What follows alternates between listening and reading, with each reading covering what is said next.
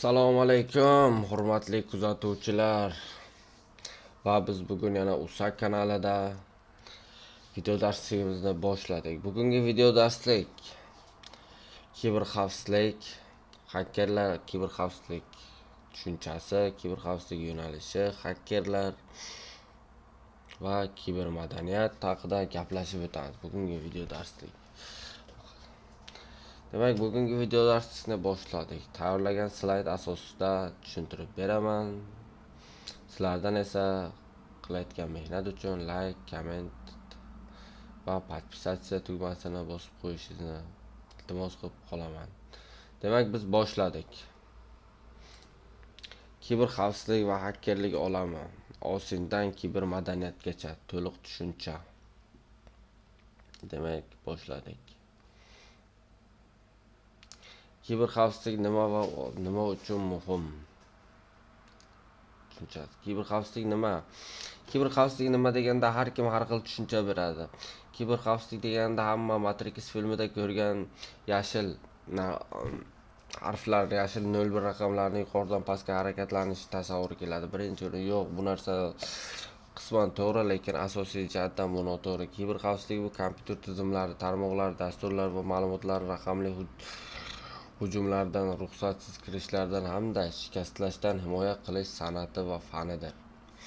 Bugungi har bir smartfon, balki har bir bank tizimi, davlat arxivi va hatto sinxron uskunalar internetga ulangan, tarmoqqa ulangan nimaiki bo'lsa, u joyda bilingki kiberxavfsizlik bor. Har kuni o'rtacha hisobda dunyo bo'ylab 2000 dan ortiq kiber hujumlar sodir bo'ladi. Buni bilarmidingiz? Albatta yo'q. Endi bilib olamiz. Demak, kiberxavfsizlik qiziq va to'g'ri, anchagina murakkab, lekin anchagina qiziqarli ham. Siz g'arb filmlarida ko'rgan kiberxavfsizlikka ancha mos. G'arb filmlarida ko'rgansiz faqat red hacking, ya'ni qora shapkali hakkerlarni ko'rgansiz. Masalan, Mr. Robert, Matrix, shularga o'xshagan asosiy eng juda kuchli filmlardan bittasi. Ko'rgansiz yo Hindiston filmlarida boshqa birovning ma'lumotlarini buzish, saytiga ulanish, telefon qurilmalar, mobil qurilmalar ulanib olish, ma'lumotlarni to'plash, yig'ish, bu boshqa narsa. Kiberxavfsizlik ichida barchasi. Kiberxavfsizlik katta bir tuzum, katta bir respublika desak ham bo'ladi. O'zining ichida bo'limlari bor, xuddi viloyatlar tengi singari. O'zining ichida barchasi kiberxavfsizlik tushunchasidan kelib chiqadi. 2025-yilga kelib kiber hujumlar global iqtisodiyot yiliga 10 trillion dollargacha zarar keltirgan. Tushunasizmi, qanchalik katta narsa? Hozir aytishimiz mumkin, kiber AI rivojlandi, kiberxavfsizlik AI o'rni qanday? Kiberxavfsizlikda AIning o'rni judalar katta desak ham bo'ladi. Chunki AI chiqqandan keyin kiberxavfsizlik ishi ko'payib ketdi desa, kiberxavfsizlik ancha kengaydi. Ish ko'paydi emas, ancha kengaydi. AI oldin bir kunga aytayotganimizda 2000 dan ortiq kiber hujumlar bo'lsa, hozir AI yordamida ular 4000 dan 6000 gacha kuchayib ketgan. Chunki katta ma'lumotlarni tahlil qilish u paytlar murakkabroq edi. Hozir esa ma'lumotni sun'iy intellektga tashlaysiz va sizga tayyor tahlil. Oson. Bunday olib qaraganda, oson. Ikkita narsa kodni Ctrl S Ctrl V qilib men dasturchiman degan gapda bo'lib qoldi hozir kiberxavfsizlik. Lekin u narsa xato, juda xato. Kiberxavfsizlikning o'ziga yarasha bo'limlari bor. Networking, mana birinchi bo'limda turibdi. Hammasining poydevori. Ikkinchi bo'lim OSINT, uchinchi bo'lim pen testing, to'rtinchi bo'lim phishing. Asosiy 4 bo'limlarga ega kiberxavfsizlik. Bu networking aytib o'tganimizda eng birinchi va hammasining poydevori hisoblanadi. Chunki networkingni bilmagan inson hech qachon kiberxavfsizlikka kira olmaydi. realniy kiberxavfsizlik mutaxassisi bo'laman desangiz, networkingni o'rganasiz. Networkingni o'zida ham juda katta tuzilma networkingni, IP adreslar, portlar, protokollar, OSI modellar, asosiy tarmoqlar, ba'zi manbalarda aytilgan hozir kelayotgan tarmoq administratorlari ham kiberxavfsizlikning ichidagi networking bo'limida. Hammasi IP manzillar, qurilmalar tarmoqlari, pochtaviy manzillar hammasi bu networking, portlar, protokollar hammasi networkingga o'tib ketadi. Bemalol ko'rishingiz mumkin. IP manzillar bo'yicha slaydda hammasi to'liq tushuntirilgan. Keyingi bo'limimiz pentesting asos, ya'ni Kali Linux olgan penetratsion asosiy quroli. Kali Linux bu pentestingning asosiy qurollaridan biri. Kali Linux nima? Kali Linux offensive security tomonidan ishlab chiqilgan Debian asosida maxsus Linux distributivi bo'lib, ya'ni Linux oilasidagi mashhur tizimlardan bittasi. Kali Linux ichida 6000 dan ortiq, 6000 deb uzr adashib ketdim. 600 dan ortiq kiber xavfsizlik va pentesting uchun asboblar, toolslar, dasturlar mavjud. Bu haqida ham YouTube'da Kali Linux bilan tanishib chiqish bo'limida aytib o'tganmiz. Ya'ni darsligida aytib o'tganmiz. Bemalol ko'rishingiz mumkin bu narsani kirib. Ya'ni pentesting bu qisqa qilib aytganda buzish. Endi buzish har xil ma'noda. Ruxsatli buzish, ruxsatsiz buzish, ruxsat olib keyin buzish. Farqlari juda katta. Bularni ham video davomida tushuntirib beramiz. Pentestingning eng mashhur Kali asboblari Metasploit, Burpsite, Aircrack, John Ripper. Metasploit ekspluatatsiya va pilot boshqaruv uchun kuchli framework. Burpsite web ilovalar tahlil qilish va zaifliklarni topish bo'yicha dastur platformasi o'zining ichidagi toolsi. Aircrack esa Wi-Fi tarmoqlari, ya'ni Wi-Fi Sims tarmoqlarini tahlil qilish bo'yicha toolslardan bittasi. John Ripper esa parollar va heshlar buzish. Ya'ni parollar, qisqacha qilib aytganda parollar bo'yicha ishlaydigan Linuxning Kalining asosiy dasturlardan bittasi. Aytishingiz mumkin, Kali Linuxdan mashhurroq dasturi bormi? Mashhurroq tizimi bormi? Bor. Kali Linuxdan mashhurroq tizimlari bor. Eng murakkab tizimlardan bittasi Black Arch tizimlarida mavjud. Black Arch tizimlari juda murakkab. Unda 3000 dan ortiq toolslar mavjud. Ba'zi manbalarda 3000 dan 4000 gacha toolslar mavjud deb keltirilgan. Bu juda murakkab. Endi boshlaydiganlar uchun Linuxning eng oddiy varianti Windowsga yaqin bo'lgan, Windows ishlatib yurganlar bemalol ishlata oladigan, asosan dasturlash bo'yicha ishlatiladigan Ubuntu dasturimiz, Ubuntu tizimimiz bor. Unda bemalol ko'rishingiz mumkin. U bilan ham tanishib chiqish videolarini keyingi darsliklarda chiqarish rejalashtirilgan. Kuzatib borishni davom eting. Like, podpisatsiya tugmasini bosib qo'ying. Video kimgadir qiziq bo'lsa yo hacker bo'lmoqchi bo'lgan do'stlaringiz bo'lsa bemalol jo'natib qo'yishingiz mumkin.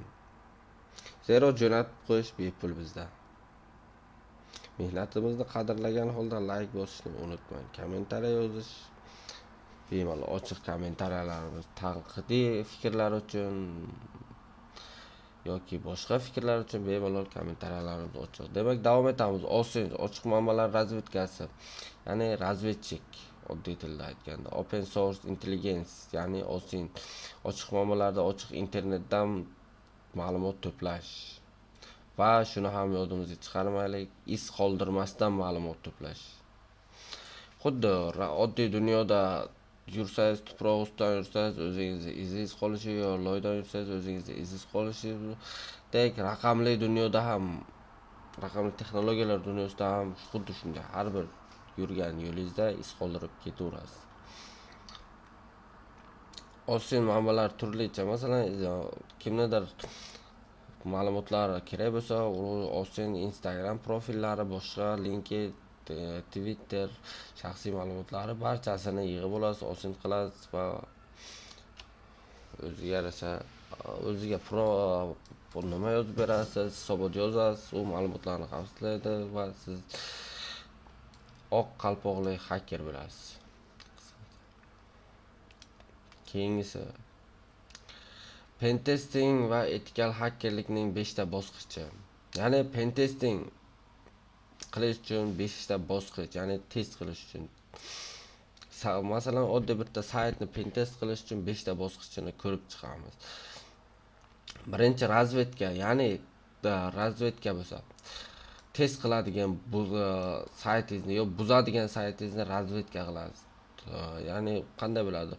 Osin Nmap Shodan yordamida nishon haqida ma'lumot to'playsiz. Uning ochiq portlarini yig'asiz, zaifliklarni to'playsiz. Barchasini to'playsiz, to'g'ridan to'g'ri skanerlash va ma'lumotlarni filtrlash orqali o'zingizga kerakli narsalarni topib olasiz, o'zingizga kerakli yo'llarni, o'zingizga kerakli ochiq eshiklarni topib olasiz. Ikkinchisi skanerlash. Bu ochiq eshiklar topildi degani, u eshik bor yo'qligini siz aniqladingiz, lekin u ochiqmi yoki kalit bilan kirish kerakmi, qulf bilan kirish kerak, qulflangandir, u bilmaysiz. Shuning uchun skaner qilasiz. Skaner uchun eng zo'r dasturlardan bittasi Nmap, Nikto, OpenVAS. Skaner qilasiz, Zenmap bor. Skaner zaifliklar katalogi kataloglashtirasiz. Qani qaysi eshikni qayerda zaifligi bor, qanday kirsa bo'ladi. Masalan, SQL bazasida yo admin boshqaruv panellarida, oddiy user panellarida yoki boshqa bo'limlarda, saytning boshqa bo'limlaridagi zaifliklarni topib kirishingiz mumkin. Uchinchisi ekspluatatsiya, ya'ni Metasploit, SQL Map yoki qo'lda yozilgan boshqa torslar orqali zaifliklardan foydalanib tizimga kirishga urinasiz. Ya'ni soxta qulflar yaratasiz, boshqa qilasiz, soxta qulflardan foydalanasiz, shu eshikni ochib ichkariga kirmoqchisiz. Katta bir uyning eshigini ochib ichkariga kirmoqchisiz. Bu 3-chi qadamimiz, ya'ni ekspluatatsiya qadami bo'ladi. 4-chi huquqlarni kengaytirish, ya'ni post ekspluatation, ya'ni huquqlarni kengaytirish, ya'ni eshikni qulf bilan ochishga urinib ko'rdingiz, bo'lmadi, endi esa kuch bilan ochishga harakat qilasiz. Bu huquqlarni kengaytirish bo'limida, masalan, DDoS Reaper'dan DDoS attackdan foydalanish va boshqa attack dasturlaridan foydalanib tizimni ishdan chiqarmoqchi bo'lasiz. Bu esa 4-chi bosqich. 5-chi bosqichda esa tizim to'liq ishdan chiqargansiz, tizim ishlamayapti, zaifliklar bir gala. Endi raport yozasiz. Barcha topilgan zaifliklar, ularning xavflilik darajasi haqida bartaraf etish tavsiyalari bilan to'liq texnik hisobot tayyorlash, ya'ni raport tayyorlab berasiz. Keyingi bo'limimiz phishing. Juda qiziqarli bo'lim bu ham. Zaif phishing bu eng zaif bo'lgan inson, qisqacha phishing ijtimoiy muhandislik, ya'ni o'zbek tilida tarjima qilsak ijtimoiy muhandislik, social engineering, ingliz tilida social engineering. Qisqacha phishing bu texnik zaifliklardan emas, balki insonlar psixologiyasidagi zaifliklardan foydalanasiz bunda. Masalan, ishonuvchanlik yo boshqa shu zaifliklardan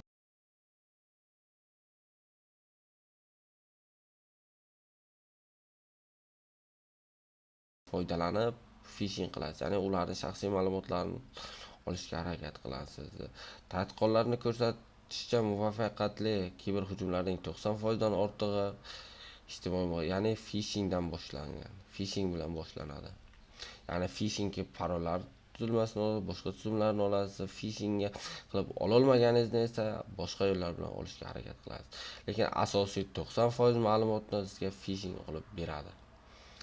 Tadqiqotlar buni ko'rsatib turibdi. Phishing turlari: email phishing bu soxta havola yoki ilova qilingan ommaviy elektron xatlar, soxta havola tayinlaydi, kirib ko'r. Mana masalan Telegramga tarqagan ro'yxatdan o'tsang pul sovrinlari berar ekan, yo boshqa katta sovrinlar, sizga bugun sovrin nasib qildi yoki har xil APK'lar, bankdan qarzdorlik, mashhurlardan bittasi bankdan qarzdorlik, to'ydagi videolar, namozda chiqarilgan APK'lar, ular email phishing, keyin spear phishing, ya'ni muayyan bir shaxsga nishonlangan shaxsiy ma'lumotlar qo'shilgan hujumlar. Ya'ni muayyan bitta shaxs uchun qilasiz u narsani. Butun shaxslar uchun, muayyan bir kishi uchun qilish bu phishing. Keyingisi baholang yuqori mansabdor shaxslar uchun qaratilgan phishing. Keyin phishing telefon orqali soxta texnik yordam, bank xodimi sifatida aldashi. Hozirda bu yo'nalish ham ancha rivojlangan desak ham bo'ladi.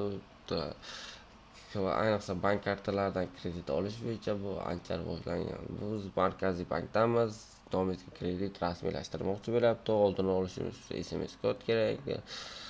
Shular soxta SMS havolalar orqali yuqorida aytganimizdek keladigan soxta SMS o'yinlar, masalan, siz uzum shouda shuncha pul yutdingiz, shuncha pul yutganingiz uchun karta raqam ma'lumotlarini tashlang, shunaqa narsalar.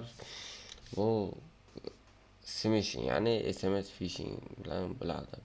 Phishingdan himoyalanish usullari qanday himoyalansa bo'ladimi deganlar uchun himoyalansa bo'ladi deb javob beramiz.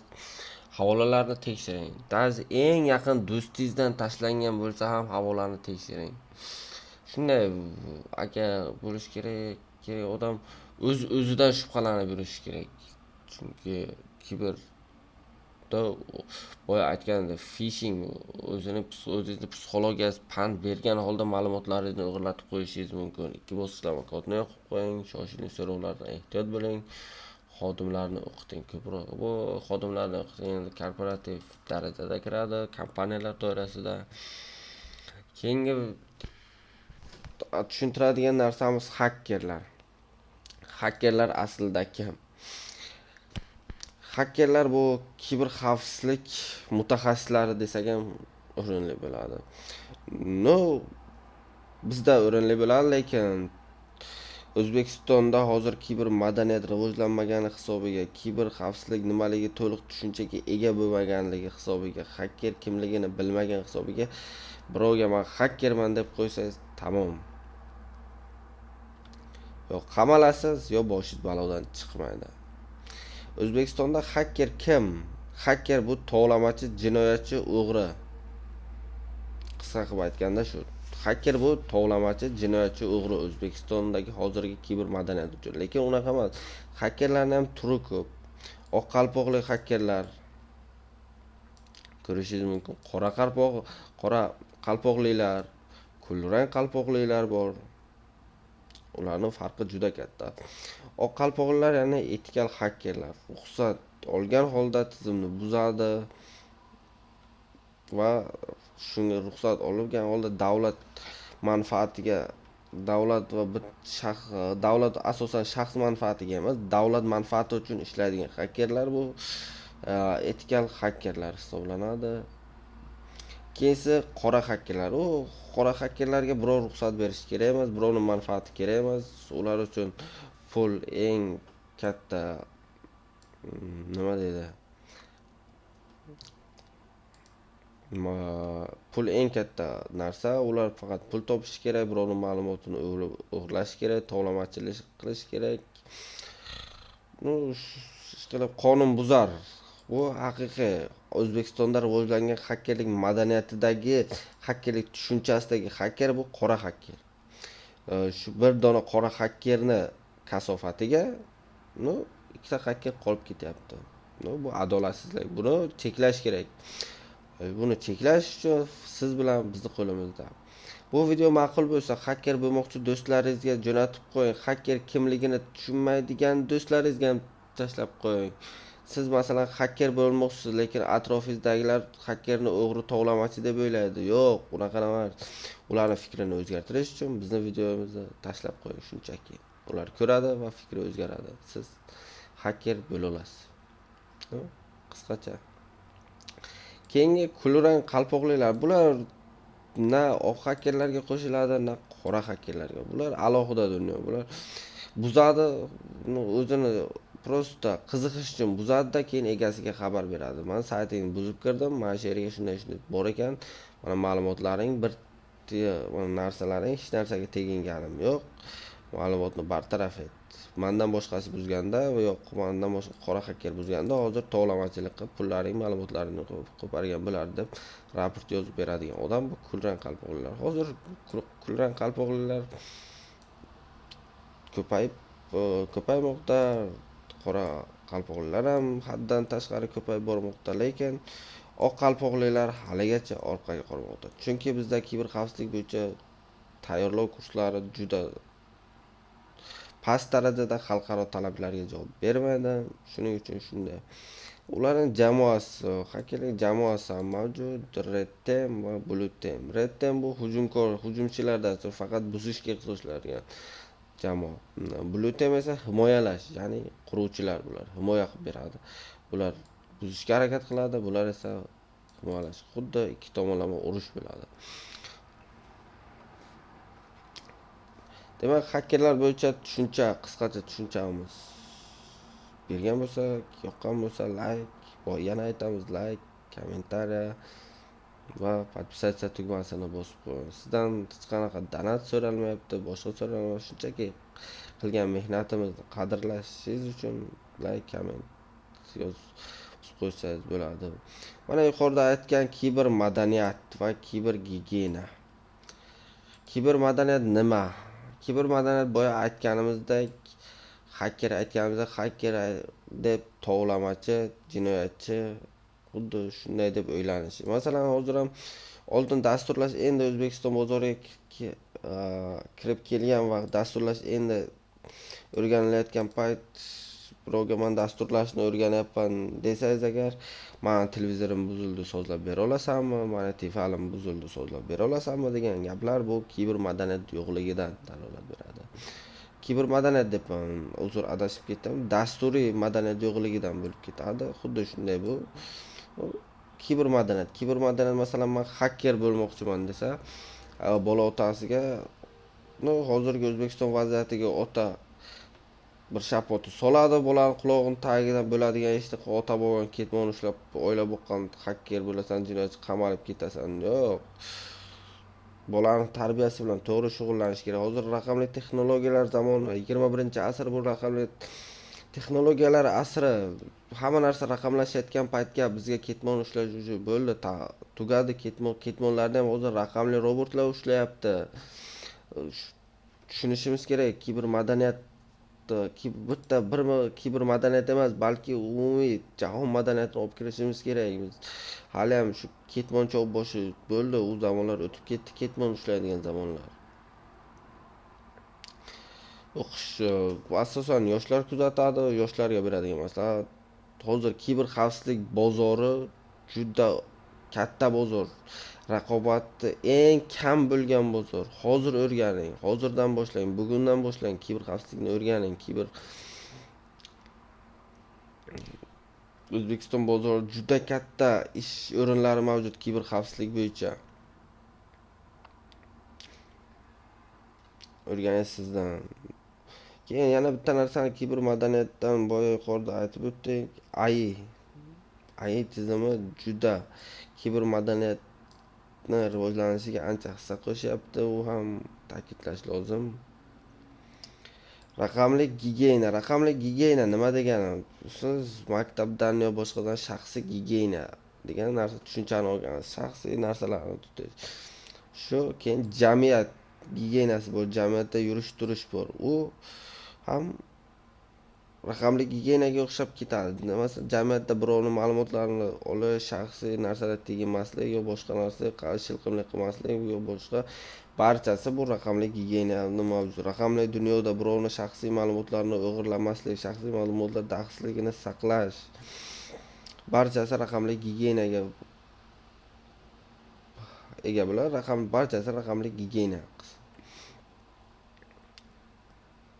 odamlar o'zini tuta olishi, raqamli dunyoda o'zini tuta olishi, jamiyatda, raqamli jamiyatda o'zini tuta olishi bu raqamli gigiyena.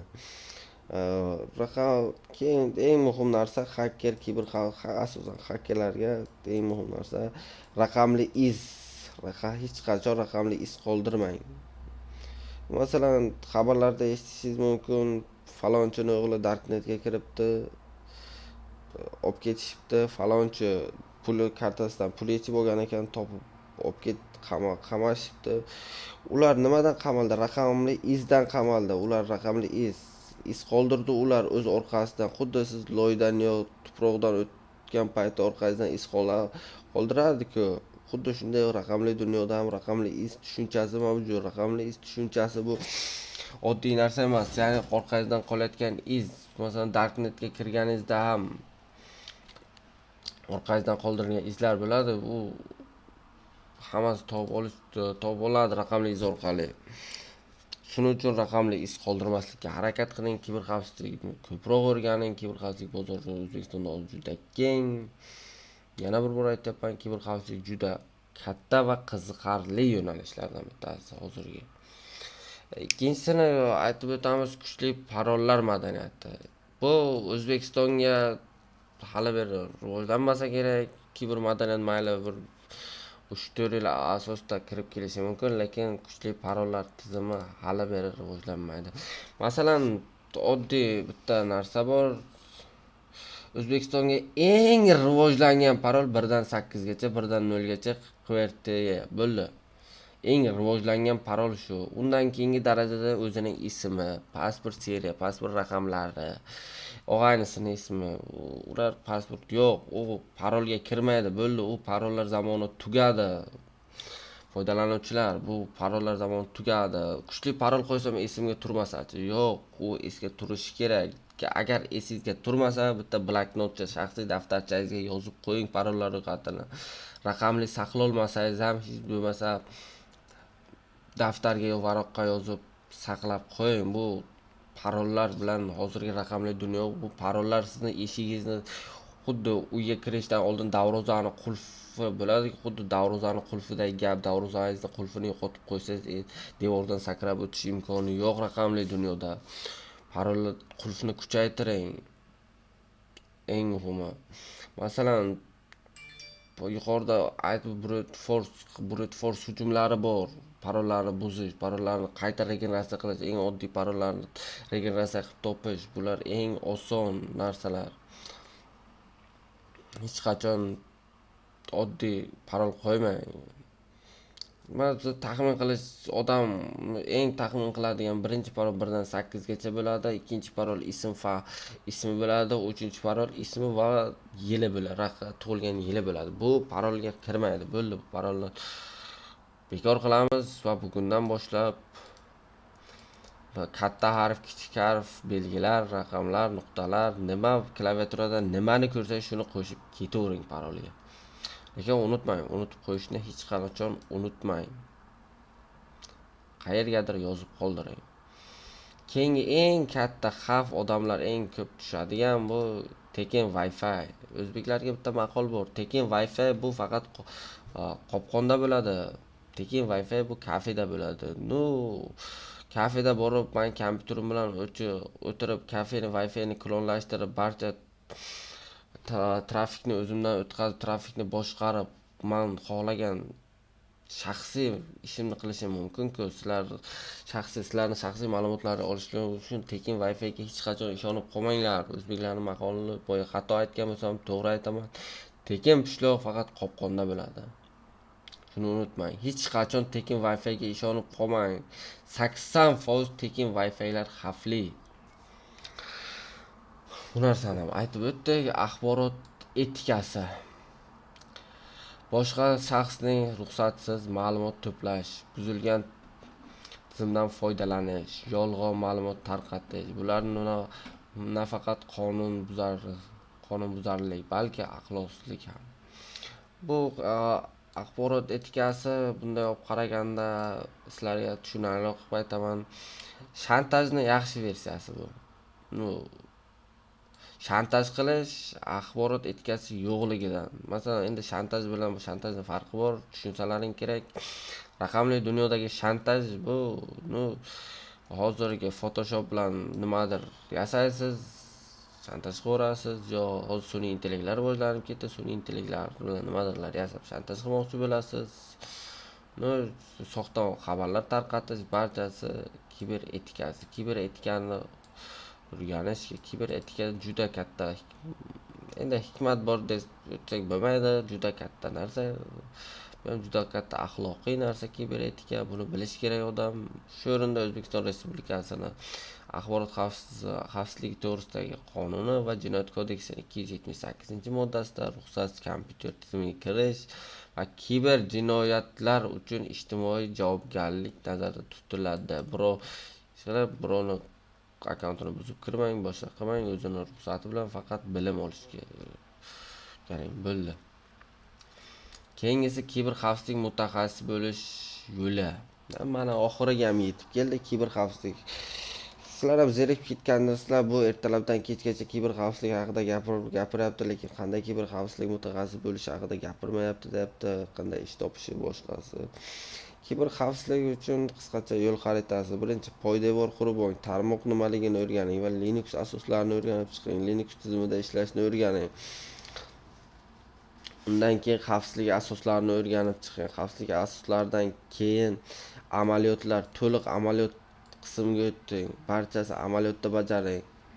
Sun'iy intellektdan kamdan kam foydalaning. Hozir sun'iy intellektdan foydalanmasa zamondan orqaga qolaman. Yo'q, kiber xavfsizlik sohasida sun'iy intellektdan foydalanish kerak. Lekin dasturlash sohasida bog'lanib qolmaslik kerak.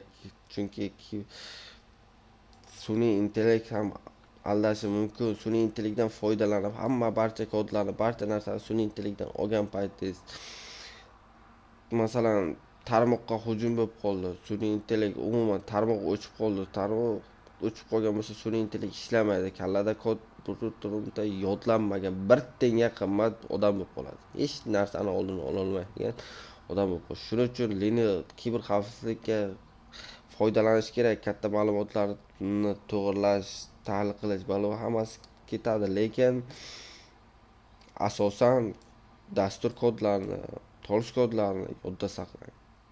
Yodda saqlay olmasangiz, boya aytganimdek daftar qilib saqlab olish kerak bo'ladi.